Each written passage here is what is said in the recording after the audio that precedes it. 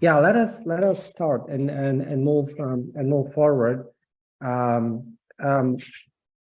As I said, I'm grateful to all of you, dear friends and dear colleagues, and I'm happy that we were able to organize this panel under the sponsorship of Catholic University's partnership project and initiative, which lasts for many years.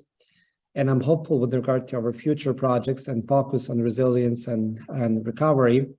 Let me quickly introduce panelists which we have at this panel, and then I will invite you to speak in the order which is listed on the conference program. So Father Filip Krauze, who's a professor at the Department of Christology and Fundamental Ecclesiology at John Paul II Catholic University of Lublin in Poland. Welcome to this panel, Father. Marie Eliadze, and Marie is assistant professor of Sulkhan Saba Orbeliani University from Georgia. You're most welcome. We're still waiting for Ivan Koniar from Ružomberok, assistant professor of philosophy. Clemens Sedmak, director of the Nanovic Institute for European Studies at the Keough School of Global Affairs, University of Notre.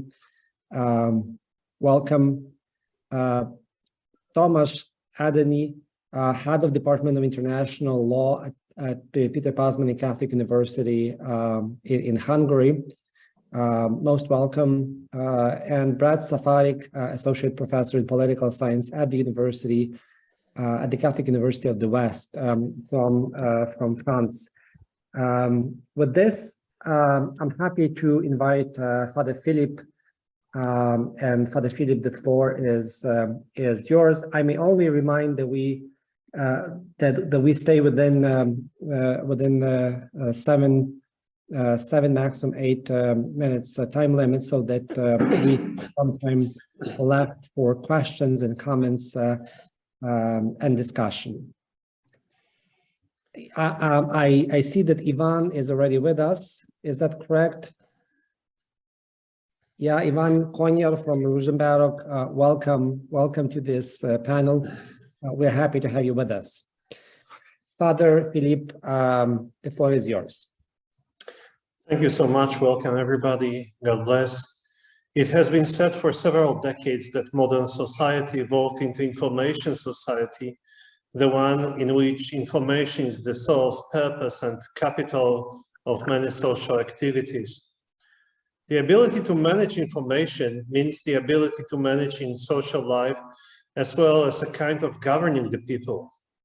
The war going on in Ukraine confirms this thesis beyond any doubt. The war is not only fought on the front line and involves not only the clash of armies, but is implemented throughout society. One of the weapons is disinformation. Oh, you see this peon howitzer is very popular there, so I used it as a picture. It involves a kind of construction of an alternative word in which this disinformed person is supposed to act accordingly, as if in another word. Disinformation leading to disorientation of individuals causes disorganization and even deformation of the world and society. This applies first of all to that word which exists in the consciousness of the disinformed person. To put it another way, it appears to one that the surrounding world is different than it is in reality. Welcome to Matrix. Incorrect, which means untrue information, is the cause of making wrong, counterproductive, antisocial decisions. Therefore, defense against disinformation appears to be the key element in safeguarding democracy, which, if not based on truth, turns into totalitarianism. Those who have access to the truth need to influence those who are fed disinformation. Otherwise, those based on pseudo-truth make decisions unfavorable to themselves and society, still believing them to be right.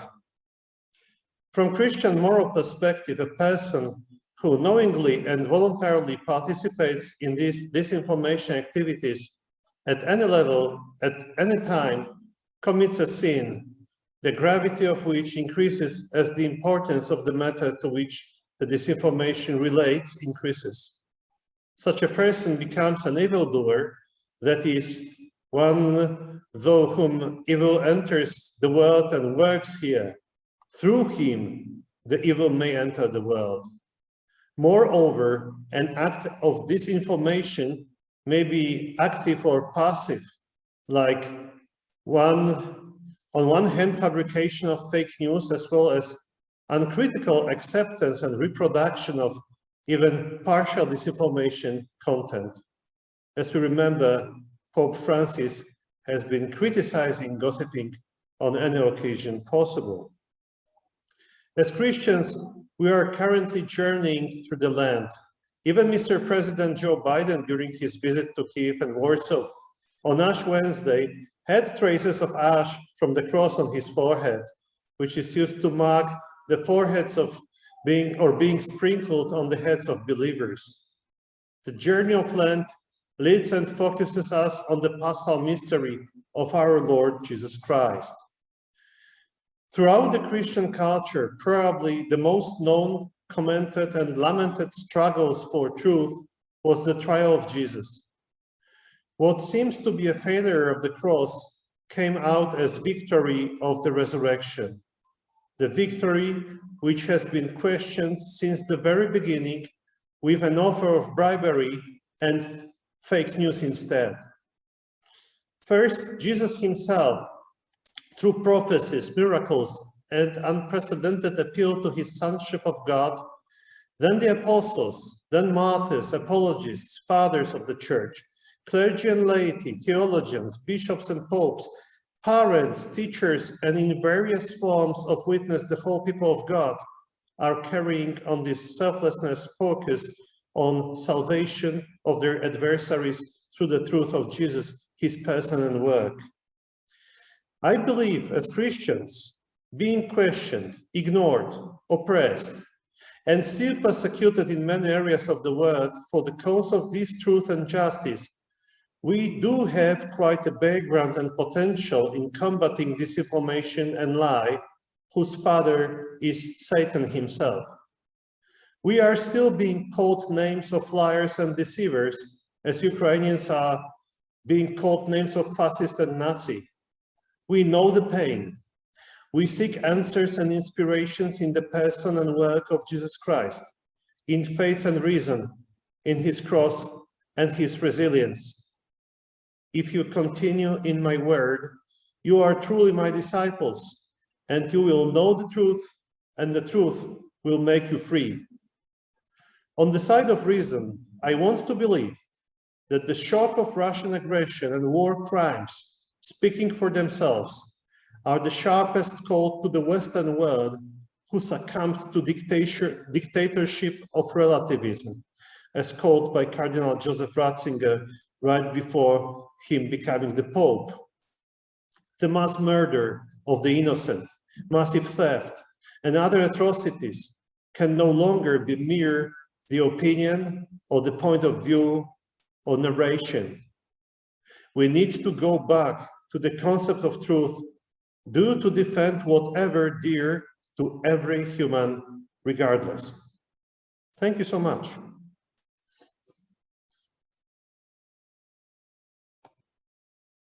Thank you.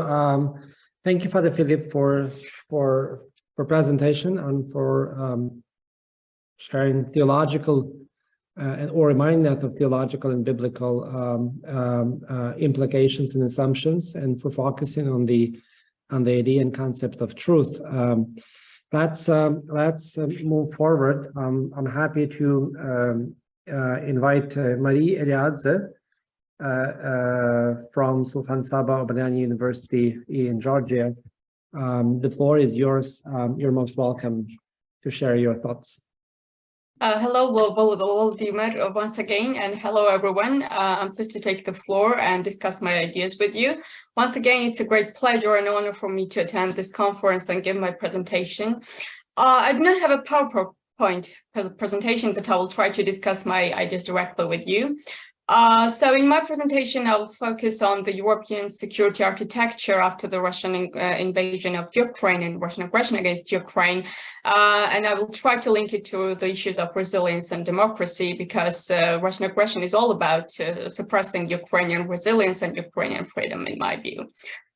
So before the Russian military aggression against Ukraine, there was a mixed feeling with regard to much troubled international order, and experts and political commentators have demonstrated a keen interest towards the subject, arguing that respective security conferences, like the Munich Security Conference, for instance, did not leave a room for the discussion of the solution of the crisis. Indeed, the political friction between the great powers push the states to discuss certain issues, but rather than focusing on the solution of the crisis and to address those challenges, the threats that were related to Russian belligerence. So this ultimately made an impression that whenever the world leaders would convene, they would the forums like Munich Security Conference, for instance, would be mainly used for verbal exchange rather than diplomatic efforts to prevent the crisis situation from spinning out of control. So what happened amidst the crisis of diplomacy? We know that the Russian Federation has started an unjust, unprovoked, and open military aggression against Ukraine to suppress its resilient societies, to fight against its freedom. And we know that it was expected, because Russian President Putin has declared on several occasions this stupid phrase that Ukraine is not even a state. That was the greatest disaster. And I think that it was aimed at crushing the Ukrainian identity, and also about hinting the redefinition of global order by force. So I think that building resilient societies and raising awareness of the target communities who are susceptible to propaganda and disinformation is vital, because, as my colleague has mentioned, Russian Federation wages the war not only on battlefield, but also in information space as well, and also in political space as well. So given that circumstances, it is essentially important to focus on that capacity building of fighting against disinformation, and also to give a pathos to change in attitude, to change in mindset to different people across the communities, to that will boil down to understanding that Ukraine is a free country and is free in its choice to be sovereign and to aspire for European and Euro-Atlantic integration. And when it comes to European security, I think that each and every international organization or treaty that is designed by democratic countries and that seeks to extend the principle of democracy usually seeks to extend this principle to all of the member states, all of the signatory parties. But the Russian Federation sees less reasons to be abided by these norms and principles. And usually it tries to imagine a new system for the replacement of what it essentially dislikes. So the Russian inclination to challenge the European security architecture was a clear indication that it would challenge the small states in its neighborhood and challenge their resilience as well. So first was Georgia in 2008, then was Ukraine 2014, and then again Ukraine in 2022. And I think that focus on Europe is not a coincidence, and nor is the Russian willingness to introduce this systemic changes a twist of fate, because I think that Russian political elites try to adhere to the theory of Mackinder, that is the heartland, the theory of heartland, through which the Russian Federation and Putin, namely, tries to portray the United States as staunch ally of Europe, as an adversary in the eyes of Russians. And after the collapse of the Soviet Union and the failure of President Yeltsin's democratic transition, there was some kind of ideological vacuum in Russia, because these people with different ethnic and religious backgrounds found increasingly uneasy to consolidate their national identities around a single ideology. And this vacuum was filled up by nationalistic attitudes that shaped even bigotries upon the presidency of Putin, because this, at least the Russian understanding of nationalism, requires an icon of enemy. And this icon of enemy is, again, the United States, and they try to mobilize the people for fighting against the United States rather than building capacities or building resilience of Russian people. So And yet there is an ideological vacuum in Russia. I still think that her internal and external policies are sidelining with this other theory of neorealist approach, particularly a theory proposed by Kenneth Waltz, who prepares international order, international system to market in which, like, just as the firms and companies pursue profit maximizing strategies, so do the states pursue power maximizing strategies, in the absence of which they become weakened or that they just disappear. So this theory explains Russian belligerence as well. So what happened in Ukraine, owing to the brave Ukrainian men and women, owing to its soldiers, resilient societies, and also owing to Western sanctions and growing political and military support, it has actually reinforced Ukrainian position vis-a-vis the Russian Federation, because if Russia wanted to divide the European and American partners, it got the bold support of Ukraine in response. If Russia wanted to prevent Ukrainian integration into the European and Euro-Atlantic space, it turned quite the opposite. Ukraine was granted the EU candidate status, and its path towards NATO is even more clear-cut. So I think that global order, to wrap up, I think that global order will never be the same, and European security will never be the same after the Russian aggression against Ukraine and after this aggression is over. Because the developments and the front line suggest that Ukrainian victory, I still think it's just a matter of time. Ukrainian victory is inevitable, and given that circumstances, Ukraine gives a shape to new European security architecture, in which the myth of the powerful Russian army, or the so-called world's second powerful army, is speedily regressing. So I think that resilient societies find strength in effective knowledge systems. So what the European Union should do, it should offer Ukraine more opportunities, not only to build resilience, but also to build capacities of the target audiences to counter disinformation internally, externally, the flood of disinformation, and to find roots in effective knowledge systems. So the cost of creativity, openness, and progress must be paid, and the far-reaching goals of transforming Ukraine as a modern democracy, as an interactive economy, requires professionalism that needs to be correlated with the wisdom of knowledge. So I think that Ukraine has a great potential to nurture this through needs-based priorities and its agenda to build capacities of resilient societies, to build democracy, and to pursue its way to freedom, ultimate freedom. Thank you. Yeah, thank you. Thank you indeed very much for sharing your reflections and making very concrete and very interesting points towards our discussion. I would with this I would move further, and now I'm inviting Ivan Koniar, assistant professor of philosophy at the Catholic University of Ružomberok, from Slovakia, to the floor. Oh, thank you very much. Hello, everyone. Once more, sorry for being late. I didn't realize the time shift, so one delay. I will go straight to my contribution. So let me start with one story. It's based on a famous science fiction novel by Isaac Asimov, Foundation. This novel is inspired by the question, what happens after the civilization collapse? And it's a story about long-term survival, I would say.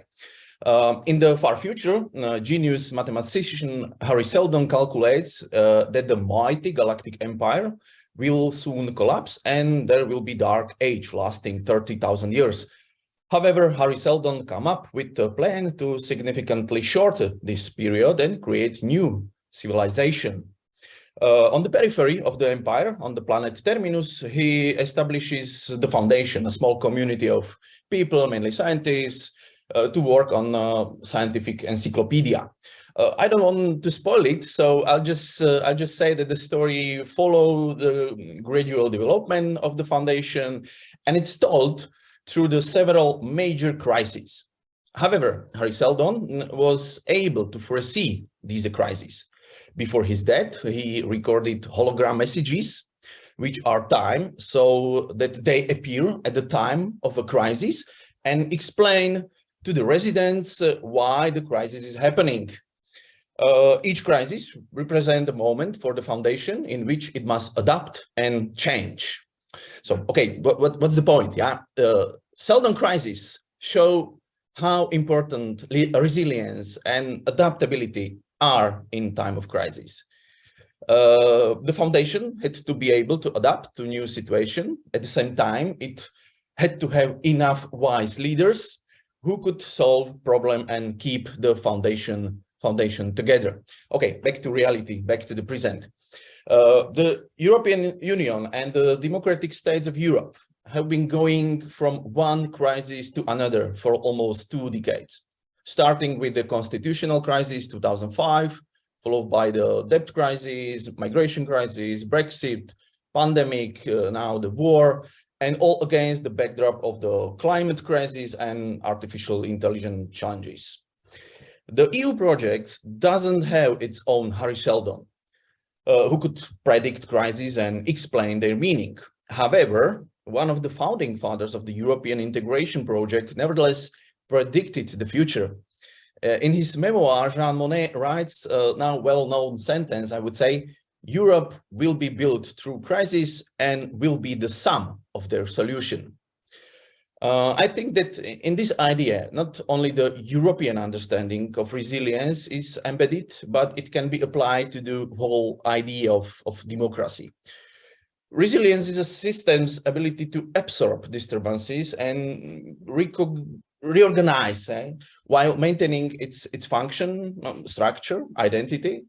Its ability to deal with the problems. It's about being able to adapt, to react, and stand up after the fall. However, surviving and restoring optimal functionality after crisis may not mean always fitting into the old form, but that we can bounce back to the new stable form, new stable state, which will be disrupted again when the next crisis breaks up. The very existence of EU proves the Monnet interpretation of resilience, and it was not just wishful thinking, but prognosis that is being confirmed so far. In none of the crises, the European integration break down, but on the contrary, it often took step forward in spirit of Monnet art of turning crisis into an opportunity. Europe has obviously been through many tests before. In many respects, the ongoing war is the greatest test for the democratic states of EU and, of course, Ukraine itself. It's a truly turning point in history, which will have fundamental consequences. And I believe that this war is also about whether European democracy can deal with the future at all. At this moment, it's appropriate to ask the question whether resilience is a matter of choice at all. Many people in Europe, okay, or at least in my country, think that they have a choice to support Ukraine, militarily, financially, whatever, or they have a choice to seek some type of agreement with Russia, especially regarding the energy, war, and the future of Ukraine. Unfortunately, part of the population is convinced that we should choose the second option, and part only believe that they have such an option. I think that both groups are wrong. As for the energy story, I think the dependence on Russia is over. There's no turning back before February 24. It will be painful, of course, but in the interest of energy security, we will have no choice. When it comes to war, there is a kind of perception of choice and the risk of making wrong choice. In my opinion, the defeat of Putin Russia is an existential necessity for the existence of a free democratic states in Europe. And I think that we are only at the beginning of long, difficult journey. On the issue of Ukraine's future, I think there's also no alternative to Ukraine candidacy and its integration into EU. Ukraine is European country in dire need, defending the values of EU, and therefore we must stand behind this country and help it integrate as quickly as possible. So, regarding the question whether we have a choice, in the matter of resilience? I don't think so. Thank you. Yeah, thank you. Thank you very much for your reflections. And I'm kind of really getting more and more excited as we are kind of hearing our colleagues. There's plenty of interesting points and issues on the table to be approached and discussed.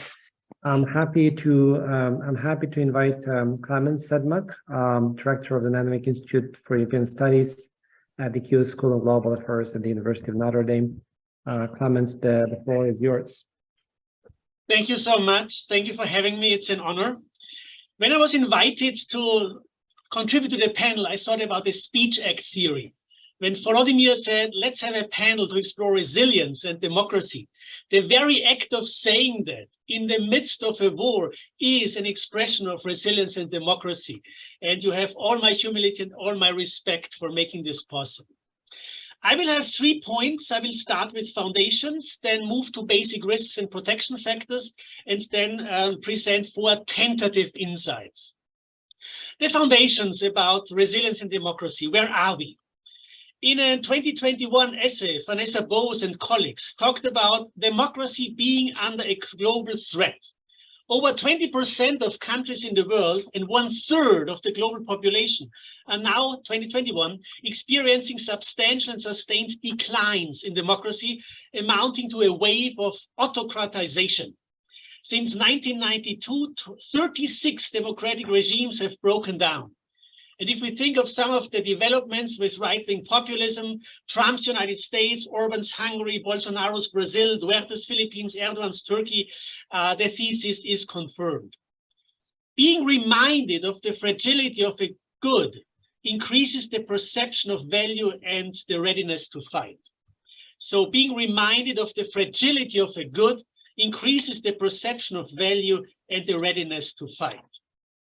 I would like, under foundations, to define democratic resilience as follows: the persistence of democratic practices and an attachment to democratic ideals despite the existence of political forces that implicitly or explicitly attack the democratic regime.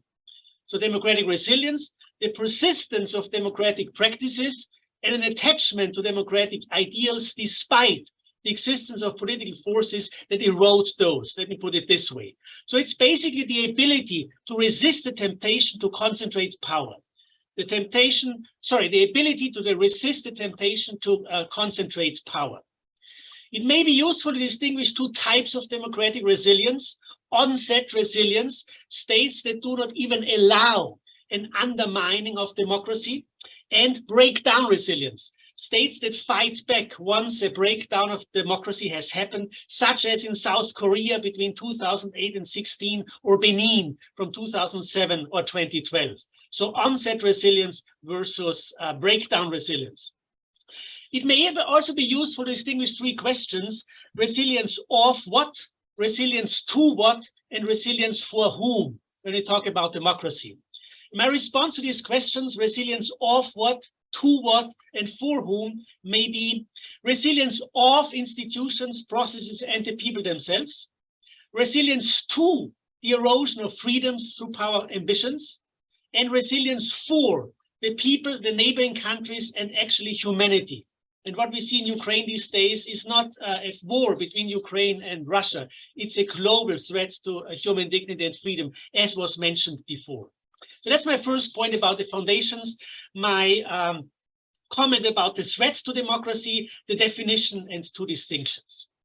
Secondly, at 3.5 minutes, the basic risk and protection factors.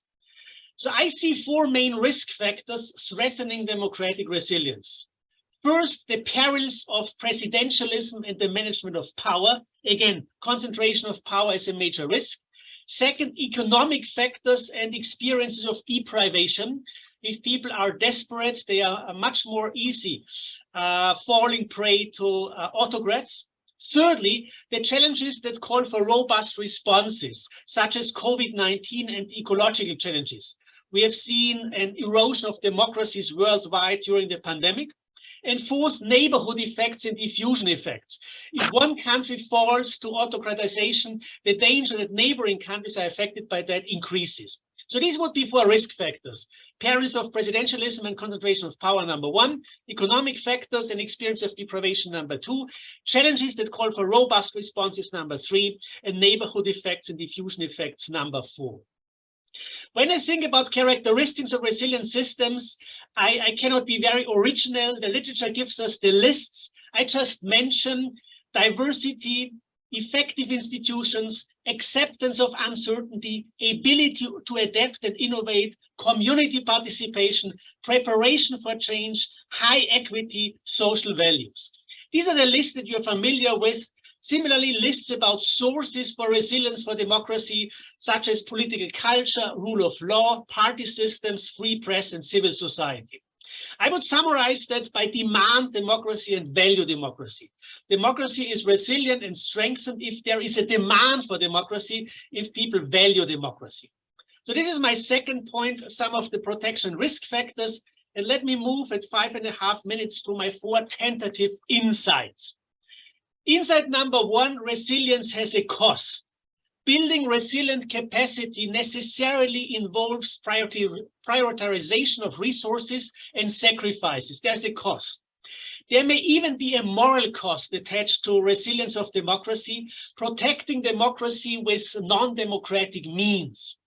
That's the first insight. The second insight is democratic resilience is strengthened by proper mourning and proper dealing with trauma and loss.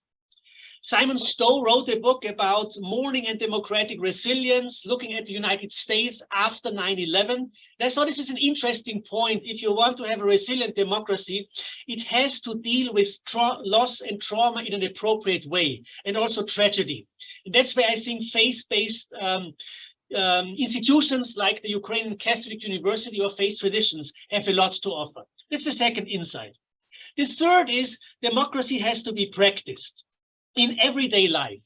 Nancy Rosenblum has this beautiful 2016 book, Good Neighbors, the democracy of everyday life in America, where she says in order to have democracy in the States, you need to have a culture of neighborhood and neighbors respecting each other, helping each other, and having this sense of I'm part of something bigger. Doing small favors for the neighbor, reciprocity, living and let live. So the idea is having a democratic ideal in everyday life without formal institutions. So this is thesis number 3, democracy has to be practiced. 7 minutes, 6 seconds, my 4th insight, there is a special role of universities in strengthening democratic resilience. I think universities cultivate the imagination, give us a sense of possibilities, a reservoir of examples, reference points that keeps up our hope. There's also a specific responsibility for universities during times of war. I see 3 specific challenges. Number 1, securing an everyday life and a routine. So if democracy needs to be practiced, we have to have an everyday life. Secondly, negotiating pluralism. In a war situation, you need to have social cohesion and unified forces. At the same time, pluralism strengthens resilience of universities. And the third challenge, fighting brutalization. So the university is the place of civilization. And if you have the atrocities of a war, you do want to resist the brutalization of the images in our mind. So there's a special role of university in strengthening imagination and in helping with those challenges. My concluding remark, it's the season of Lent, and I'm reflecting on some of the key issues. There is the idea of a peace that the world cannot give. Similarly, there's a freedom the world cannot give and a dignity the world cannot give. This is not to say that democracies without a religious foundation could not be successful and resilient, but it is to say that democracies cannot guarantee their own foundations. And having a source of freedom independent of the fragility of political forces, having a sense of I draw energy from not from this world may be an important way of a Catholic university to contribute to resilient democracies. Thank you. Thank you. Thank you. It's almost impossible to react to what you said, like in one sentence. I believe you've got to go through all these dimensions which you outlined, just to be able to engage into conversation. So let's just leave that for our discussion. And thank you very much for that kind of 3 or 4 or 5 dimensional view on resilience from within, as it were. Now I'm happy to invite our colleague Tamás Ádány from Péter Pázmány Catholic University, Department of International Law and International Law. Yeah, so the floor is yours. Thank you so much. I hope you can hear me. It's really an honor to be here, and I know I'm on a very short time set, but I could not just go on without saying my primary welcomes. And really, many of those speaking before me have pointed out that what you are doing here is actually resilience in itself, and I would just like to join these words of Clemens. And also, it's very hard for me to move on without spending my special greetings to Clemens and Taras Dobko. I miss the times when we were neighbors, just a few hundred meters away from each other.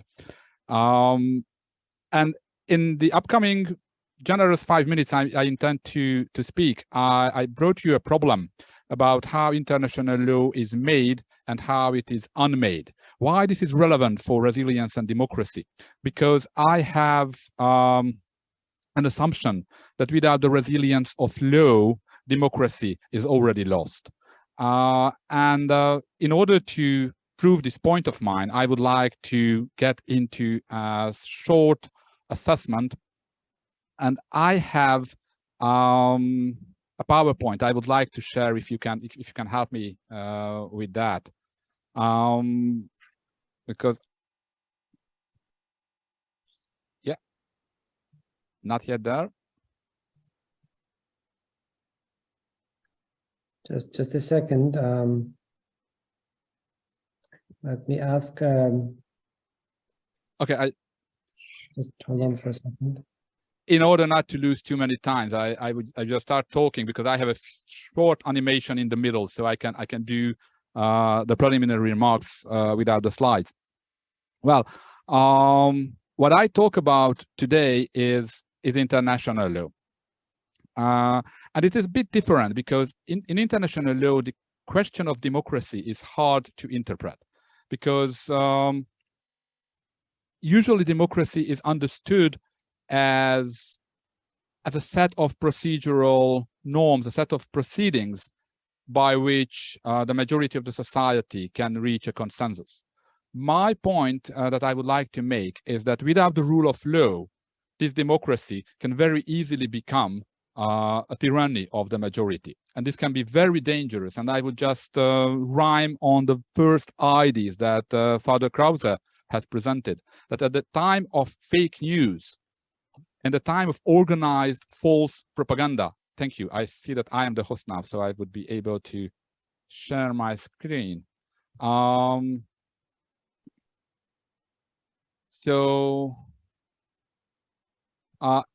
times of organized propaganda, I think it is extremely important to make this differentiation. In order to have a true democracy, without indulging in the meaning too much, I think we need a rule of law, rules that are established by the community, which apply to everyone. This is the very basic definition I could come up with today. But in international law, rules are not made by the community.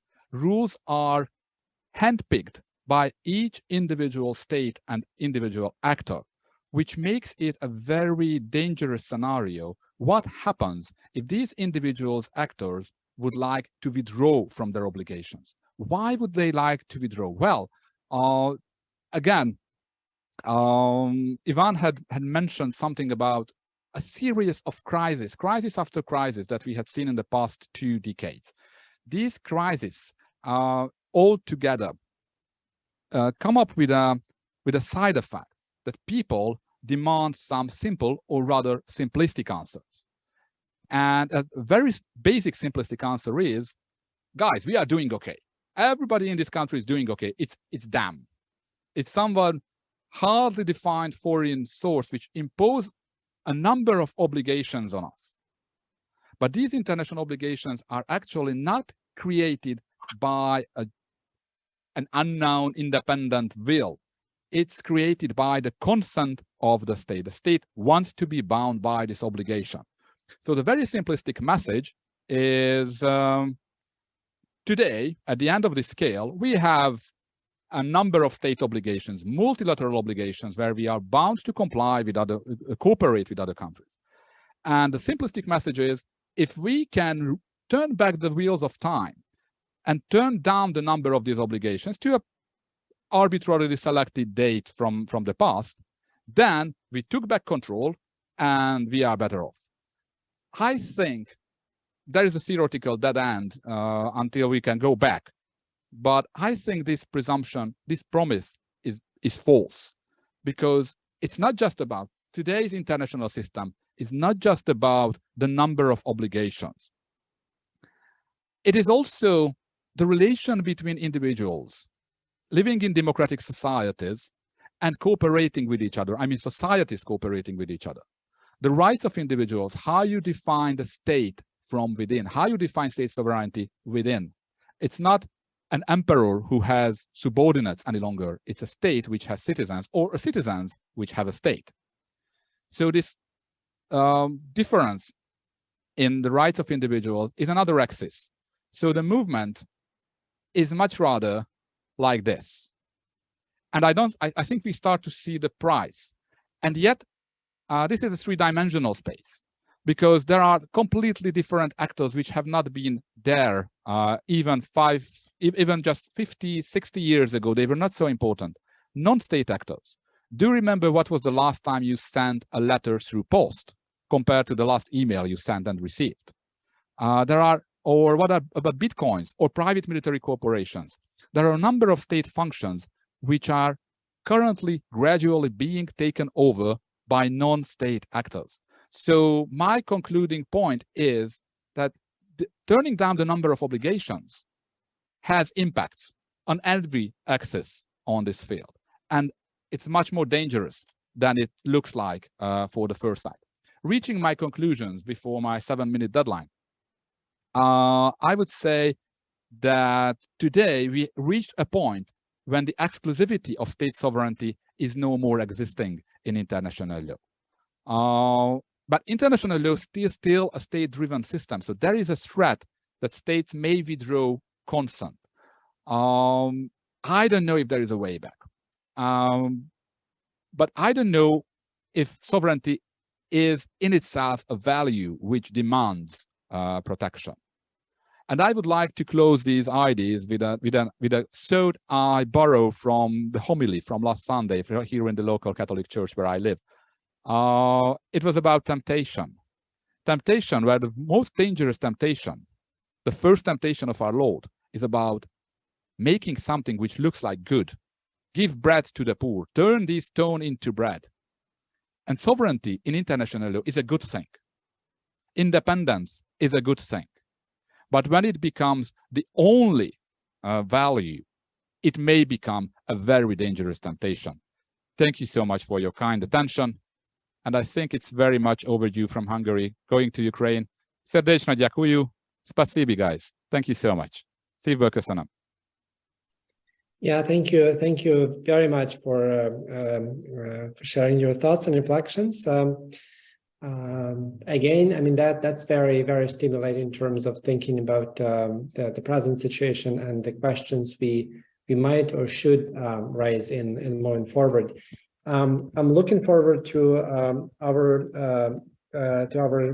next presentation, and this is our concluding presentation. Brad Safarik from a political science department at the university, at the Catholic University of the West. The floor is yours. Please go ahead. Okay, thank you. Thank you very much. So thank you very much for this very stimulating panel. It's been very, very interesting to get all of your perspectives. At the very end, I'm going to sort of try to decentralize our ideas, which have been sort of focused on Europe, focused on the West.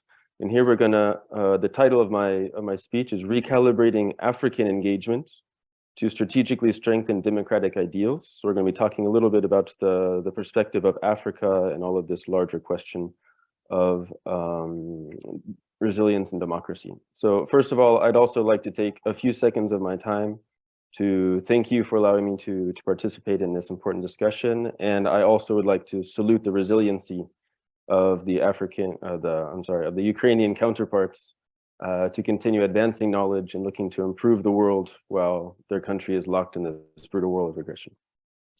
So my short presentation today will be divided into 3 parts. I'll start by quickly placing the key concepts of resiliency and democracy in connection to Africa. And then parts 2 and 3 are based on the title of my intervention. So firstly, recalibrating African engagement in today's context of a multipolar world. And finally, some ideas about how to strategically strengthen some democratic ideals in Africa. So firstly, a few notes on resiliency and democracy in Africa. At its most essential, resilience looks to the questions of the temporality of a crisis or challenge and the capacity to adapt and overcome such challenges. So the Cameroonian philosopher Achille Mbembe has said that the African continent has been historically characterized by resilience, overcoming a multitude of challenges in its history, and thereby writing resilience into the history books, describing Africans as they seek to better build their lives. Regarding democratic rule, this political system mostly spread across the continent across the 3rd democratic wave as described by Samuel Huntington in 1991. However, different theorizers of democracy, such as Juan Lins, noted that the 2 previous waves of democratization were followed by reverse waves, which witnessed the revival of authoritarianism. So the last decades of hybrid regimes, illiberal politics, electoral autocracies, democratic stagnation across Africa seem to be evidence of the contemporary version of this reverse wave. So it's in that context that the African continent has moved to a much more central space in global diplomacy. So among democratic and NATO allies, France, the United States, even Turkey, have all made serious efforts to renew their relationships with Africa, though many concrete actions remain to be defined. Here in France, President Macron is actually in Africa as we speak on a tour to try to renew French relations with the continent. Even President Zelensky, speaking at the press conference during the 1-year anniversary of the second Russian invasion, admitted himself that Ukraine should also take steps to build relations with African and Latin American countries, adding another actor into this mix. On the other hand, a number of non-democratic partners have been courting the continent since the 21st century as well. Obviously with China quickly spreading its influence with the Belt and Road Initiative, Middle Eastern countries, including the UAE, Qatar, Saudi Arabia, undermining democratic movements in Sudan, Libya, and Egypt in its sphere of influence in Northeast Africa. And obviously Russia has been extremely interested in Africa as of late, but only really in the last few years. In fact, the foreign policy concept of Russia approved by Putin in November 2016 listed Africa as the last objective of the various 50 regional and country priorities it set itself. So the timing of this new outreach is directly linked to secondary effects of the Arab Spring and the sanctions set by the West regarding its first violations of Ukrainian sovereignty in 2014, trying to reduce its international isolation. So this raises the specter of unintended consequences of sanctions as a tool against authoritarian regimes, and thus how to plan and counteract such methods. Overall, these trends reflect larger systemic changes. Firstly, I argue that the debate of whether we live in a world of post-Cold War American hegemony, a bipolar world of the US and China, or a multipolar world ultimately depends on each country's perspective of their insertion into the global system. So with so many partners soliciting many of the African nations today, from their perspective, the world has certainly moved towards a more multipolar system. This decentered perspective is important in understanding their actions and their motives. Some analysts see the rise of China and Russia on the continent as the evidence of an anti-Western sentiment among some African nations. I personally disagree. African nations are self-interested actors who are holding weak hands against the developed world and between themselves. So they will take advantages of any favorable relationships that they can have, as most countries do. They have been historically very adept at playing the East-West divide. It should remember, however, that every African country except Sudan is currently a member of the non-aligned movement. Whether it's non-aligned or not is a different question. And Russia's invasion of Ukraine directly contradicts the fundamental principle of self-determination. Which brings me to my third part, some ideas about how to strategically strengthen democratic ideals. So democratic countries, therefore, need to emphasize the respect for African agency and statecraft, and need to offer African partners bilateral relationships with comparative advantages over non-democratic countries in a sort of economic marketplace as described by Mary earlier. Further, better information communication systems, which we have all been talking about, would benefit democratic countries in informing public opinion in the global south about the similarities today of Russia's imperial conquests of territorial occupation and attempted colonization of Ukraine, and the recent history of decolonization and independence across the South. So as we all know, stories must be packaged to speak to the shared history of their audience. So we need to be telling the right story to these countries and to their people. Strengthening democratic ideals via an informed citizenry could be done through supporting local journalism, enabling reliable news networks to counteract propaganda, misinformation, or censorship. Likewise, Western investment in services like Voice of America, Dutch Wells, the BBC, France 24, in the languages spoken across Africa is an invaluable piece of democratic infrastructure. And while this is not new per se, its presence has been put at risk today for budgetary or ideological reasons. Likewise, the West could take a page from the book of the Cubans and invest more heavily in the health sector across Africa, and do so proudly with publicity campaigns making it know who is helping who. The same for the construction of schools and other basic infrastructure that remains insufficient across Africa. This is already done on small scales, but ramping up these actions on ethical grounds could move the needle of influence further towards the democratic West, while providing crucial basic infrastructure for everyday Africans, a necessity for building resilient democracies in the future. So to conclude, part of the key infrastructure needed for resilient democracies is the mobilization of solidarity among democracies, thereby supporting partners in need and identifying areas where hybrid regimes, nearly 30 years after their emergence, can advance towards more democratic practices. I believe under the right circumstances, certain African countries are ripe for advances in a stronger solidarity network, could make a significant difference. In the end, the need for new ethical solidarity and security infrastructures require a rethink of the non-material values of democracy and the incalculable benefits of having close democratic allies across the world, especially those positioned in the global south. Thank you very much for your attention.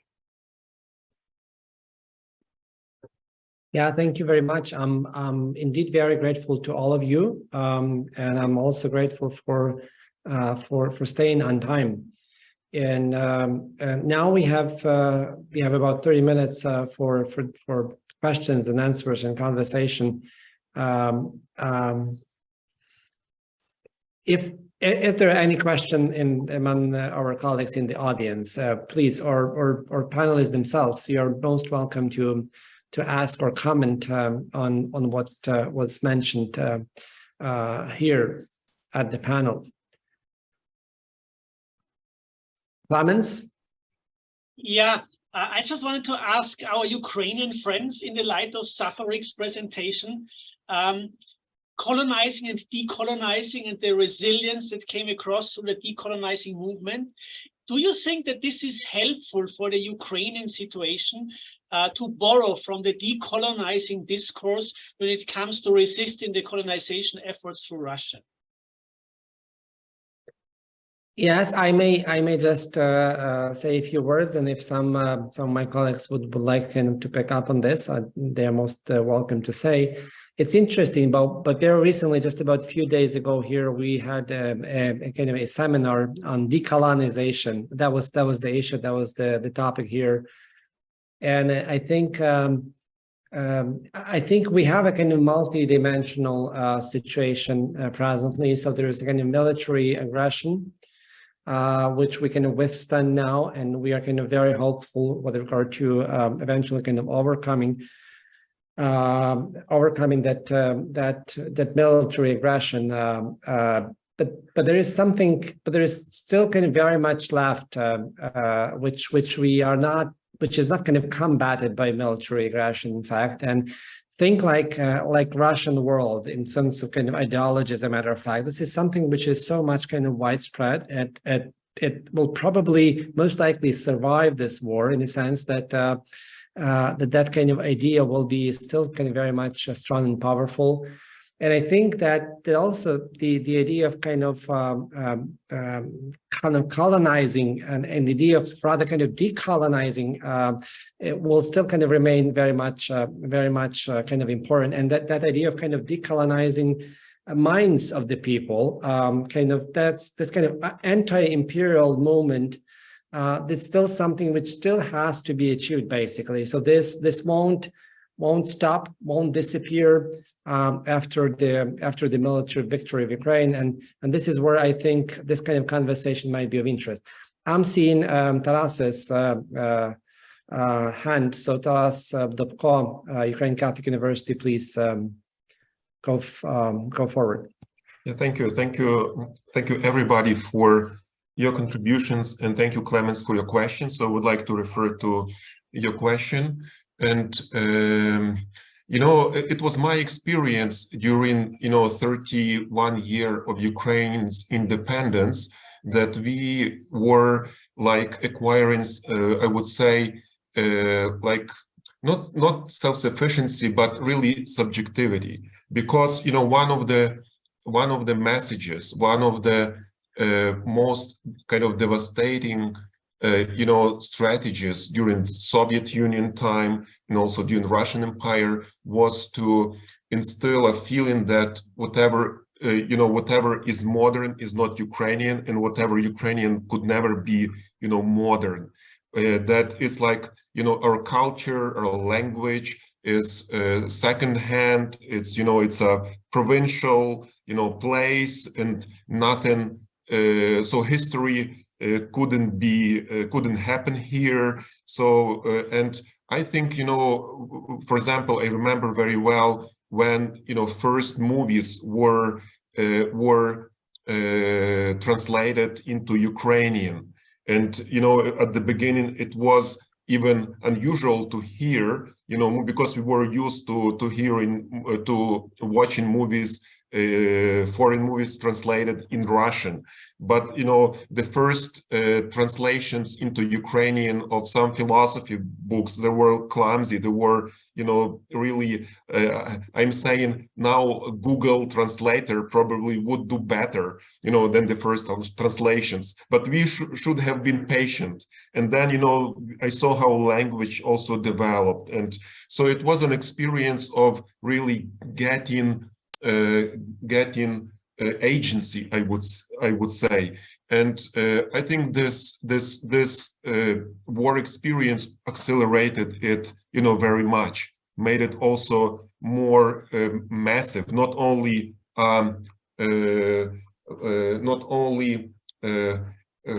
like how to say, a possession of the intellectuals or high culture, but on the level of everyday life, as you said. Just maybe one more remark about it.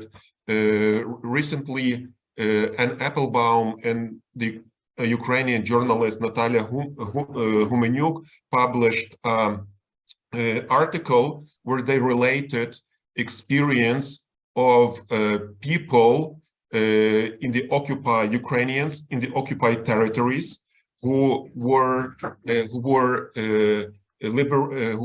first arrested and tortured, but then managed to escape. And these were mostly volunteers.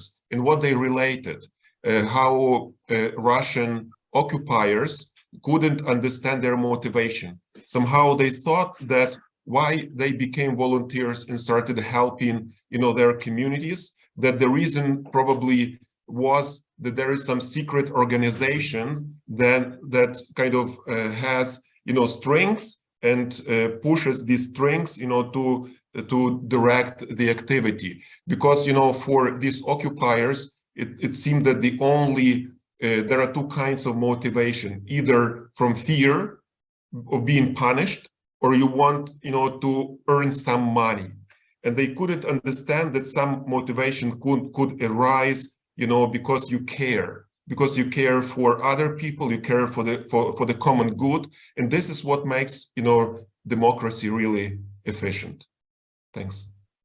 Yeah, thank you, Taras. And I'm seeing Valeria now, but before I give floor to Valeria, let me just kind of very quickly add to what Taras has mentioned. I think that there are kind of three interrelated dimensions or realities we are kind of confronted with, and one would be connected to the kind of the whole kind of Soviet idea. So we just moved in the kind of post-Soviet time, and then we want to move. We moved after that post-Soviet into something much more kind of I think kind of with a greater sense of identity, a new thing.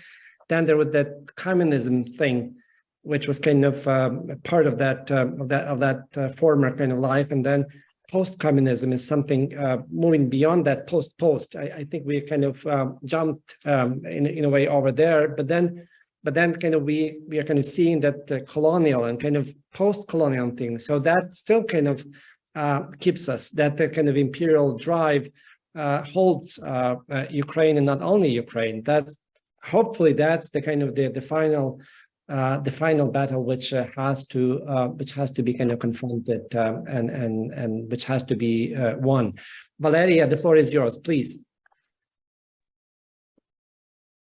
Good evening, colleagues. Valeria Karablova, Charles University, Prague. Thank you so much for your thought-provoking discussion. I would pick up on that, and I would say probably from the Ukrainian perspective, the decolonial language seems to be a good tool for political mobilization in Ukraine, and it's partly well received in the West, and it's sort of this colonial aspect, if you wish, of the Russian aggression is accepted, but I'm not sure whether it works as a tool for influencing the global global South, which does not seem to be a good instrument for that. And that brings me to the last presentation. I want to ask you, because you are tapping into something important, that we do need to work in this situation of the emerging post-Western world, as many authors refer to. We really need to recruit sort of voices, hearts and minds in the global South. So how should we approach that? Because what I heard from you, I saw like several partly contradictory pathways towards that, because on the one hand, you're talking about this using this decolonial solidarity, and that would be a sort of a way of political mobilization of emotions and sentiments. But on the other way, you're sticking to this kind of rational approach that we should bargain and suggest them some profits. And these are two different approaches, because if we are talking about political mobilization of emotions, then the global South simply does not want to be on the same side where the West is, right? And if we are talking more like along rational lines, is it the situation where we can profit?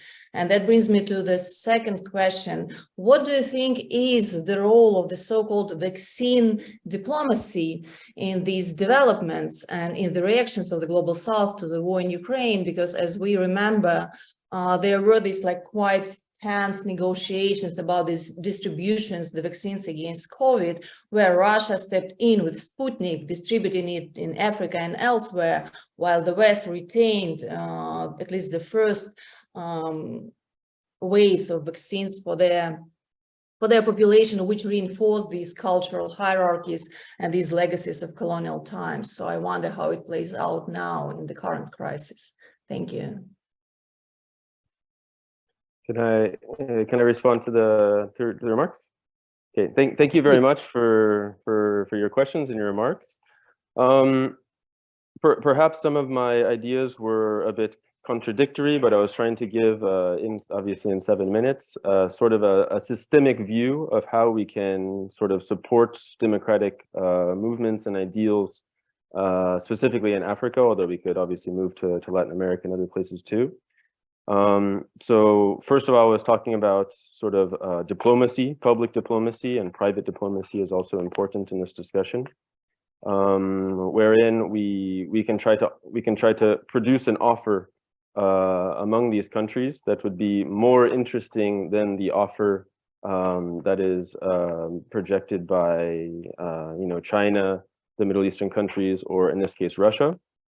So in this case, we're more of the international relations of state-to-state relations, which I think is obviously something that has been very, very difficult. And we're in a very transitory period right now, which is what I tried to sort of explain in the beginning, where all of the different regions are starting to everybody has understood that we need to approach the African continent in a little bit of a different way, because as you correctly mentioned, Africa is not the West. Africa doesn't want to be the West.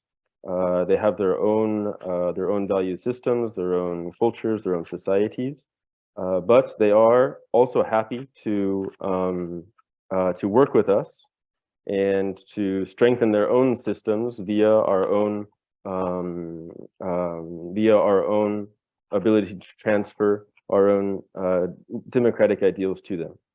For the question of the dialogue, and the dialogue notably in this case of decolonization, I propose this idea because I think in this case we're again working on state-to-state relations, but here we're talking more, which is one of the questions of one of the last presenters of Tamás, where he was talking about civil society. And the importance of civil society and individual actors, where here we have an opportunity to really enter into dialogue with African counterparts on this question of colonization and decolonization, because it goes into their shared experience, their shared history. And one of the big questions that we've been talking about in international relations is notably around the votes in the General Assembly of the United Nations, and how lots of African countries have either abstained or very few have voted against the measures, but most of them either don't vote or they abstain from the vote, thereby indirectly supporting Russia in the different resolutions. And so in order to try to win over these hearts and minds, in order to win over these countries towards Ukraine's position, I think it's maybe not so good to discuss it as a war against good and evil, a war against the West and against Russia, but more as a war of colonization, a war of, again, trying to connect the ideas that go directly to the history of Africa, which are going to be much more clarifying for them, and maybe, again, move the needle to the West a little bit. For the question of vaccine diplomacy, that again goes into this idea of a very multipolar world that we live in, because it wasn't just the Sputnik vaccine, there was also the Chinese vaccine diplomacy in Africa. And I would disagree a little bit to say that the West didn't share its vaccines, maybe not at the very beginning, but even in the last week, the United States continues to deliver Pfizer vaccines and different vaccines to different African partners. So I think it's been just, that's a very, very good example of the multipolar world that we live in, where all of the countries that have been able to do so have sort of participated in this vaccine diplomacy according to the capacities that they have and with the links that they already have with their different partners. Thank you. And I see, Tamás, your hand is raised, so please share your thoughts. Thank you so much. Thank you. I'm definitely leaving my comfort zone, but it has been a very thought-provoking discussion, and I would like to relay an idea, which I'm not arguing for the validity of this idea, but I think I'm the only one in this room who have read, because it was published in Hungarian, by a former judge of the International Court of Justice, whose academic research project included many interesting writings on diplomatic history. And in my, academically speaking, formative years, I've read one of his books where he argued that the very complex relation between Austria and Hungary can be interpreted in terms of colonization in certain periods, 17th, 18th century. And the idea that he presented is that maybe we here in Eastern Europe, certain nations in certain periods of time, we can see us as former colonies. If you remove the obviously racist, multicultural or elements, or the distance. If distance is not an element of colonialism, this idea has some merit, something which can be purchased as an academic research agenda. Sorry, that was just an insight I would like to throw on the table, because I think it gives an interesting perspective on how decolonization can be relevant for our beloved region here in the eastern half of Europe. Thank you so much. Thank you. Would someone like to kind of follow up on this, or maybe just share reflections on the issues and points presented? You're most welcome. You're most welcome to do so. I have a question, if I may. Yes, please. Sure.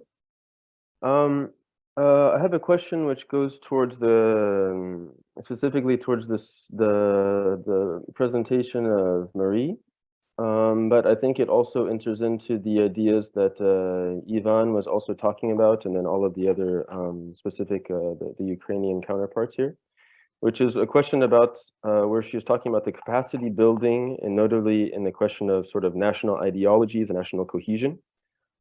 Because I was thinking about one thing that has been very interesting as we've seen the process from afar. I'm not a historian of Ukraine or of Eastern Europe, so I don't, I'm also sort of out of my comfort zone a little bit there too. But one thing that we've really seen is this question of a very rapidly formation of this sort of national cohesion and national ideology, and forming behind this identity of being Ukrainian, specifically since 2014.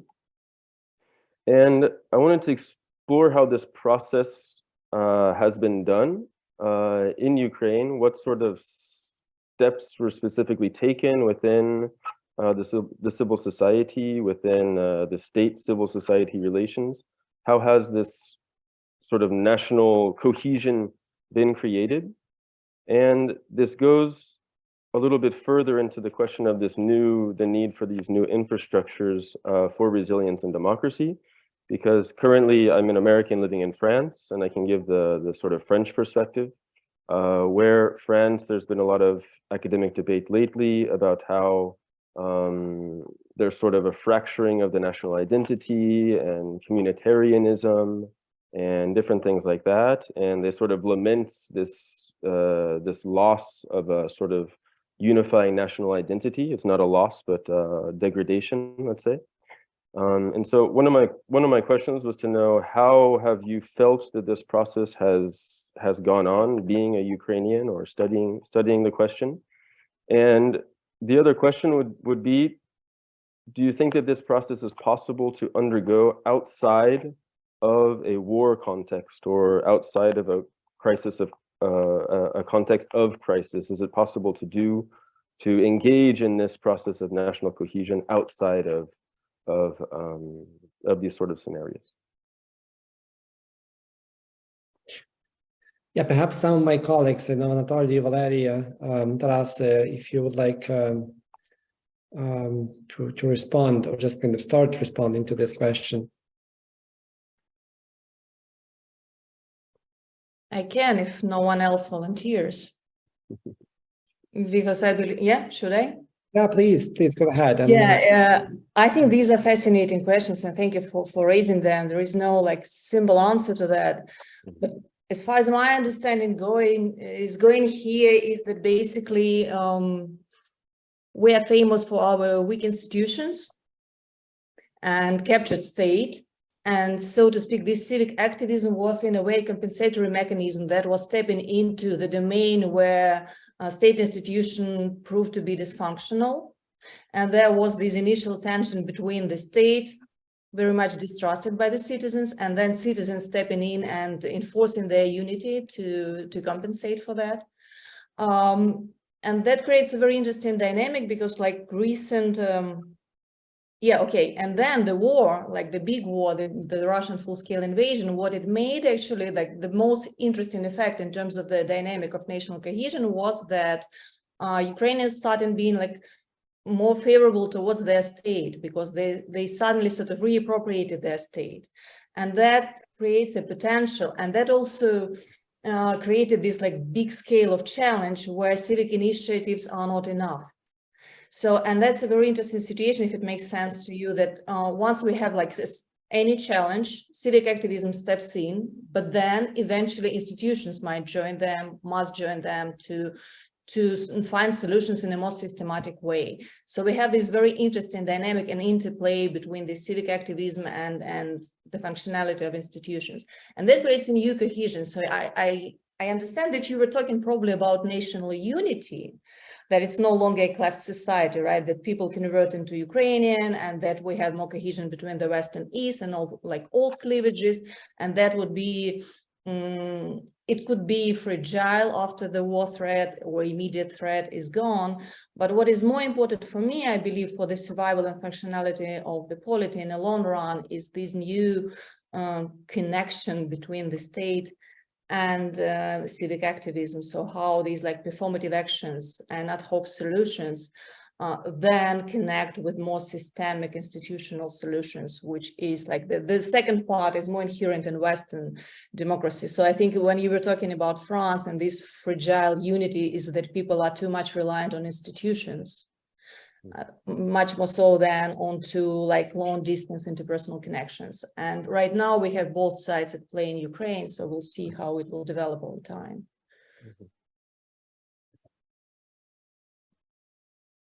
Is there someone else who would like just to further comment? Krauze?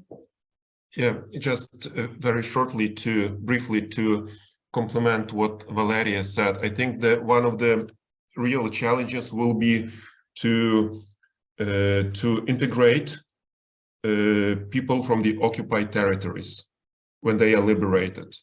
I think this will be kind of a real task, you know, and I cannot say that we have already enough, you know, conversation and, you know, policies about it, or we have a ministry for, you know, these territories, and there is some talk going on, and there are some experts who are working, and we have also, again, from on the grassroots level, some, for example, some organizations emerged that represent Crimean Tatars here in mainland, let's say, Ukraine, and I think they will play a major role. So when the Crimea is liberated, and about what to do as a population, how to respond to different challenges that will emerge. Yeah, thank you, Taras. Anatoly? Maybe I will add a little bit to what Taras said, because we will have not only a problem with the adaptation of people which are liberated or will be liberated, but I think that we will also have few Ukraines, because the experience of the war is very different. The experience of the war in Lviv is other experience than in Kyiv or in Donbass, or for people who immigrated to different countries. And I think that that will be a problem, and that we will deal with after the war, not only with people from the liberated territories, but also this experience of the war is very different. Thank you. Yeah, thank you, Anatoly. I may only kind of add very briefly that we have a very, I think, impressive sociology results, and which is being done periodically. I think almost every 2 months since the outbreak of the war, the escalation of the war. And it's interesting that that the percentage of people who have kind of great hopes and expectations for the future of Ukraine is impressively kind of high. It's 90+% of the people think that there's a good future ahead of Ukraine. What's important for me is also that if you look at that kind of sociology and you check the results for the questions like what you do now and how you help your country, etc. There's very high percentages, like 60+, 70+, 80+% of people saying, well, I'm doing volunteer kind of job. I'm donating money for this. I'm kind of serving in the military or kind of helping the military, etc. So somehow it's kind of fascinating. And I think it's kind of very, very positive eventually result, because that hope for the good future is very much kind of backed up by what people are doing right now. So, I mean, they kind of heavily investing themselves into that future. And that's why I think we have all good reasons to think that that we will be kind of moving in that direction. But the challenges will be massive. I mean, some of them were already kind of listed here. I may add to those kind of challenges another one, which has to do with the kind of the whole kind of political life and dimension and culture. We are kind of very kind of happy with our kind of NGO and non-governmental and civic movement and the kind of business, small and medium businesses. I mean, those kind of dimensions and younger people and generations, they, I think, kind of are very powerful. We kind of keep moving forward with them, and we pretty much can rely upon them. When it comes to that kind of political culture, I mean, that still has to be, I think, kind of fostered and built. That will remain kind of a challenge and a thing to do in the after the war. And presently, finally, I think it's also clear that people are kind of all very much united by the idea of victory. And so that's something which kind of unites almost about everyone in this regard. So that's important, and that gives that sense of cohesion, I think, now when you look at the Ukrainian society. And the challenge would be, how do we kind of convert this energy and this kind of positive moral energy and practice towards the future reconstruction and rebuilding of Ukraine, and kind of in the sense of kind of rebuilding and building new edifice of Ukrainian political infrastructure. Yeah, if there is someone would like to ask a question. Valeria, please go ahead. You just made me think of something, since, like, thank you for bringing sociology in. I think it's important to articulate that multiple recent sociological surveys show that Ukrainians overwhelmingly base their national identity on the idea of democracy and freedom. And that is quite specific, and some people might miss it, you know, that when they're being asked, because we see these, like, you know, a lot of Ukrainian symbols, and we might assume some radicalization against the enemy, but actually people keep talking that for them being Ukrainian means to fight for freedom, means to be a democratic polity, and that's something to think about. And the other side of, like, the gloomy side of the surveys, when people ask what is their biggest fear connected to the future, and they say that they're afraid that war criminals will not be brought to justice, so they will not be punished. And that would be something that might potentially cause frustration. So that gives us some sort of general understanding of what can happen and what we should seriously account for. Yep. Thank you. Eugen, please go ahead. Yeah, if I may join the discussion and ask something about the notion of resilience, maybe coming back to the presentations of Ivan and Clemens. So if I got Ivan correctly, at the end, he made kind of surprising kind of remark that probably there is no choice about our resilience. So if you could maybe say more about this, I understand it as some kind of position that if we want to survive, either like individuals or whoever nation, so we have to be resilient.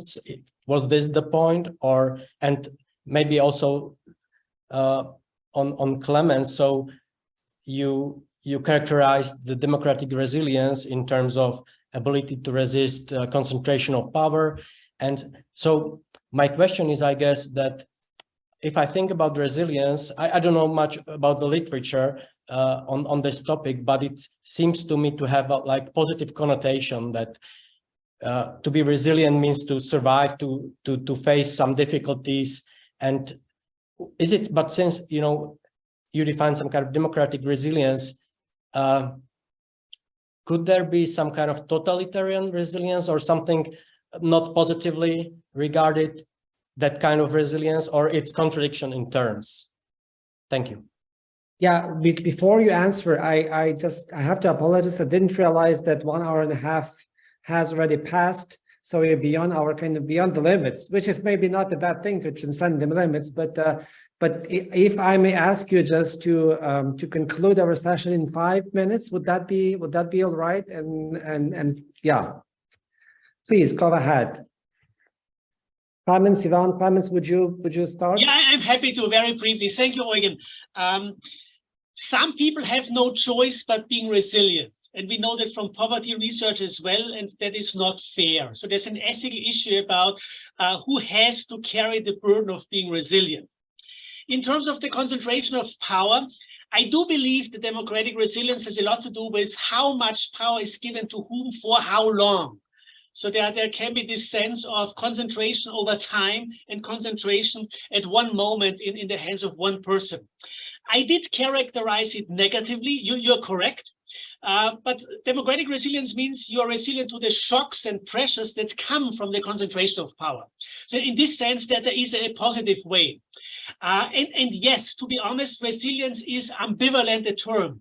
I'm very grateful as an Austrian that the Nazi regime was not resilient in Austria, even though it's more persistent than we might want it to be. So resilience is not a value in itself. It's a little bit like tolerance. It depends on the object and it depends on what we are talking about. So I think resilient democracies are only positive because democracy is positive. And we don't want something that's bad to be resilient. Thank you, Eugen. Ivan, would you like to add something? We can hear you. Yeah, thank you, Eugene. Thank you. Yeah, you are right. It was my point. Maybe that for system as such, for organism to survive, it must be resilient in some way. One is better, one is worse. When I had this in option, I was thinking about about Britons or British people during the Second World War. There was, for my point of view, there was no other choice just to be resilient in order to survive what was happening during those terrible days. And I think that some situation like strengthened this need and this kind of ability to be resilient. Otherwise you are gone. You do not survive. Yeah, thank you. Yeah, thank you so much. Yeah, let me just thank you all for your contributions, for being together. I think we had an excellent presentation, and that was a wonderful menu of ideas on this table. I do hope that the Catholic Universities Partnership will move forward with this panel and will be able somehow just to build upon this content and richness of the ideas which we discussed here. And I'm looking forward towards it. And thank you for your solidarity. Again, that's a very important thing for me to say and to express. And I'm really enjoying that togetherness, which is kind of emotional and intellectual and very practical. And it's a wonderful time just to think about the future of democracy, of resilience, of kind of building and rebuilding this world in such a kind of wonderful company of friends and colleagues. Thank you so much, and I wish you all the best. We'll stay in touch. Thank you, thank you. Our prayers for Ukraine. All the best for you, of course. Thank you, Volodymyr. Thank you so much. Thank you so much. God bless. All the best. Bye-bye.